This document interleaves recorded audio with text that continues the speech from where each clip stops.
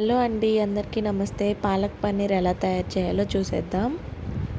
పన్నీర్ చపాతీల్లోకి చాలా టేస్టీగా ఉంటుంది. నచ్చితే మీరు కూడా ట్రై చేయండి. నేను పన్నీర్ని చిన్న ముక్కలుగా కట్ చేసుకొని వేడి నీటిలో వేసుకున్నాను.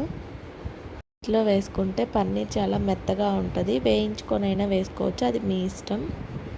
తర్వాత స్టవ్ మీద గిన్నె పెట్టి అందులో వాటర్ పోసుకొని వాటర్ తెల్లాక పాలకూరను వేసుకొని జస్ట్ మగ్గించుకొని పక్కన పెట్టుకోవాలి.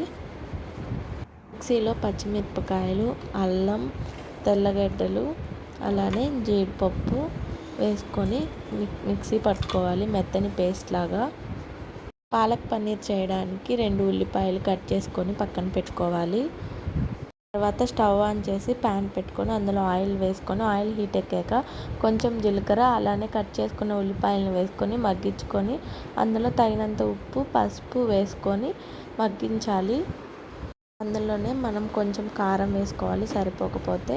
అది నూనె పైకి తేలేంత వరకు ఉడికించుకున్నాక మనం వేడి నీళ్ళలో వేసుకున్న పన్నీర్ ముక్కల్ని వేసేసుకొని ఆయిల్ పైకి వచ్చేంత వరకు ఉడికించుకోవడమే.